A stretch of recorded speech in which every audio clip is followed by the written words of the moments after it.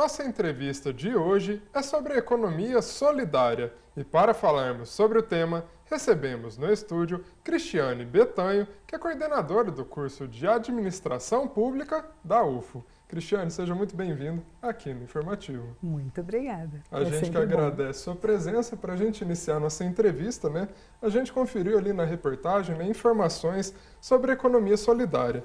Eu queria te perguntar o contexto aqui em Minas, como que funciona, o que é para quem não conhece. Foi ótimo ver essa entrevista, porque ela fala inclusive dessa etapa da conferência do Distrito Federal e nós tivemos aqui no estado de Minas Gerais a conferência em abril, em meados de abril a gente teve também a nossa etapa aqui.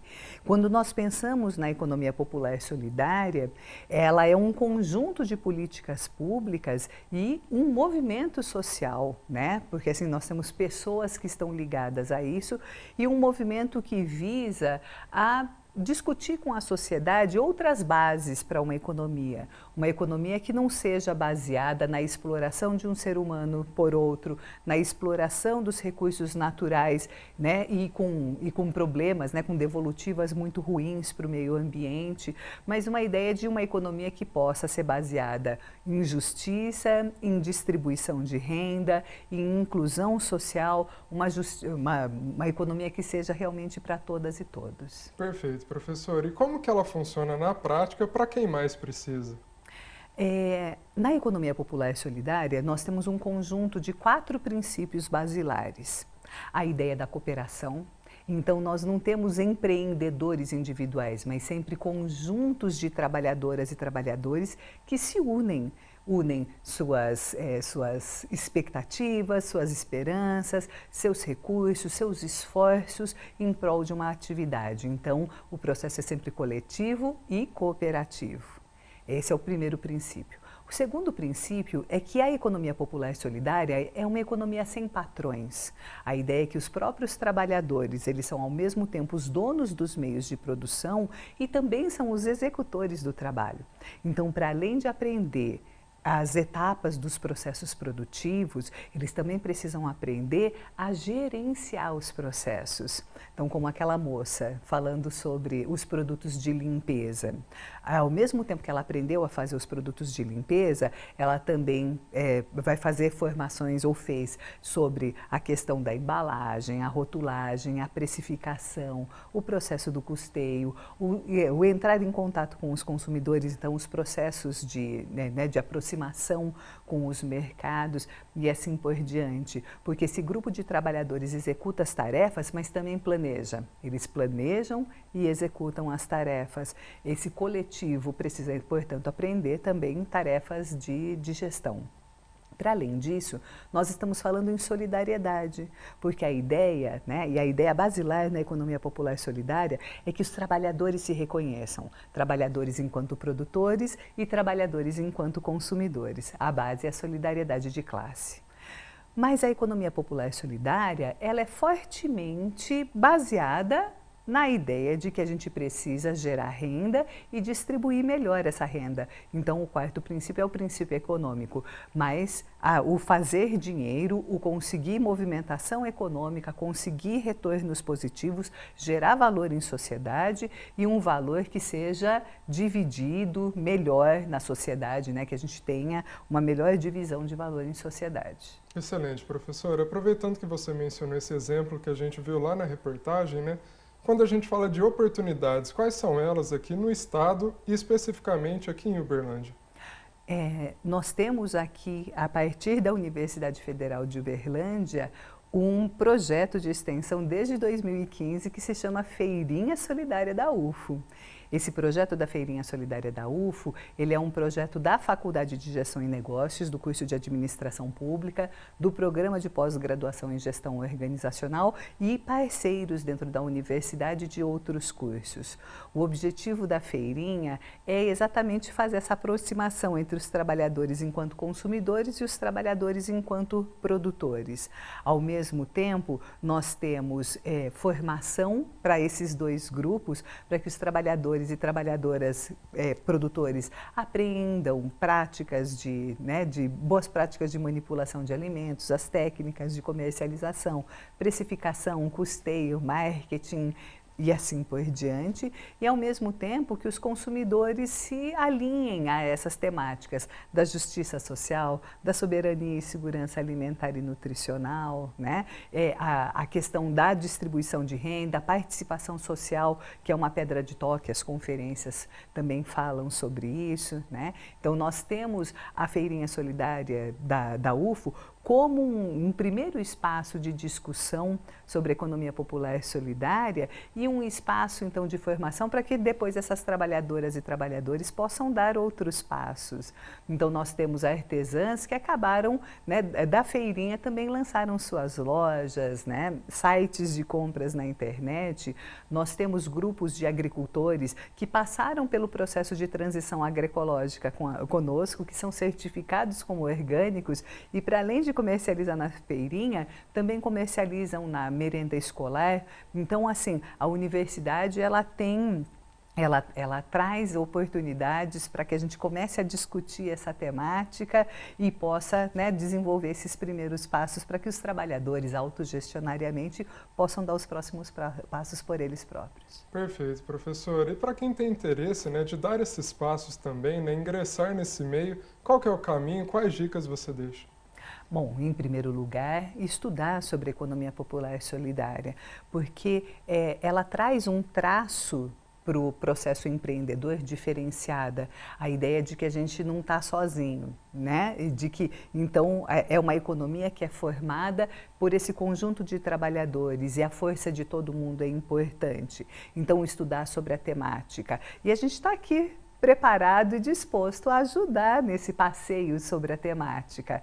Então, venham conhecer a Feirinha Solidária da UFO, venham participar com a gente dos nossos cursos e esses processos vão ficar todos na página do Agrupes, que é o grupo de extensão e pesquisa em participação social, políticas públicas, autogestão e agroecologia, que é, né, um grupo certificado pelo CNPq e que é a base desse processo de trabalho da gente aqui, né, na Universidade Federal de Uberlândia. Com certeza. Professor, e quando o assunto é desafios, quais são eles nesse contexto? O maior desafio desses trabalhadores e dessas trabalhadoras é exatamente apreender esses processos de gestão, para que eles possam diferenciar suas ofertas no mercado e também possam ser vistos pelos consumidores. Porque a lógica de mercado é uma lógica muito ruim, né? Porque ela é uma lógica que faz com que tudo vire em mercadorias, né? O trabalhador e o trabalho desaparece nessa coleção de mercadorias que é, né, o mundo do mercado. A gente vai no supermercado e a gente compra leite e está escrito lá o nome de uma marca na caixinha. Só que aquela empresa não tem uma vaca. Conclusão, ela compra leite dos agricultores. Todos os produtos que a gente consome, eles acabam sendo produzidos a partir de um apagamento da história do processo produtivo. Então, a promoção do reconhecimento social do trabalho e do trabalhador como promotor de valor social é uma coisa importante. E isso a gente faz apreendendo também instrumentos de gestão, mas daí, né, ressignificados a partir dessa lógica da autogestão, da lógica crítica, da gestão social, que é uma coisa essencial. E, em segundo lugar, que é uma briga, né, dos fóruns de economia solidária, de todos os grupos de pesquisa e de extensão que trabalham nessa área, desses coletivos todos de trabalhadores e trabalhadoras no Brasil, que é a busca por políticas públicas que reconheçam as organizações de economia popular solidária como promotoras do desenvolvimento e um desenvolvimento efetivamente sustentável, porque a ideia central é que essas organizações elas trabalham no desenvolvimento territorial, elas buscam uma relação mais saudável com as populações locais. Então nós temos propugnado pelo reconhecimento dessas organizações por linhas de financiamento e e por políticas públicas que sejam apropriadas de formação, de financiamento, espaços de mercados que sejam próprios da economia popular e solidária. Essas discussões vão agora para a Conferência Nacional e esperamos avançar significativamente na conquista desses espaços. Excelente. Professora, você mencionou a questão do reconhecimento, né? Pensando nisso e aproveitando o gancho também da feirinha, né, que você também mencionou, como que a população pode ajudar na prática nessa causa? É só comprando ou não? Comprar é um ato de a gente fazer uma transferência financeira para uma pessoa que também precisa, né? Porque a gente precisa das mercadorias. Então, quando a gente compra de alguém que a gente conhece, essa é uma coisa importante, a gente está apoiando. Mas, para além do comprar, o conhecer o projeto, conhecer essas trabalhadoras e trabalhadores, também fazer a divulgação disso para outras pessoas, né? Porque a ideia do consumo crítico e solidário é que a gente possa ampliar essa rede. Quanto mais pessoas conhecerem esses projetos, essas organizações, essas trabalhadoras e trabalhadores, mais gente consegue, né, ver que uma nova economia é possível. E com maior engajamento, nós também crescemos a pressão para que essas políticas públicas aconteçam, aumentamos os nossos espaços de atuação. Com certeza. Professora, a gente já está chegando ao final da nossa entrevista. Antes da gente encerrar, eu queria que você deixasse um recado para quem nos acompanha. Um recado ali de conscientização. Qual mensagem você deixa? Uma outra economia é possível. Uma economia não exploratória. Uma economia que reconheça as pessoas a partir das suas potencialidades. Uma economia que inclua as pessoas ao invés de excluir. Uma economia em que haja espaço para todas e todos. A economia popular e solidária é possível. E é possível, portanto, que a gente construa outras relações que vão para além das mercadorias. E a participação das pessoas nesse sentido é essencial. Então, procurar uma organização produtiva solidária perto de você, procurar uma feira de produtores, procurar comprar artesanato diretamente das artesãs, né? São atos pequenos, mas que já começam esse processo do engajamento. Agora, também para as pessoas que desejam empreender, né? Procurar outras pessoas com a mesma vibração, com a mesma necessidade, pode ser uma coisa interessante também, porque juntos nós vamos muito mais longe. Perfeito, professora. Ótima reflexão. Muito obrigado pela sua participação aqui no Informativo. Seja sempre muito bem-vinda.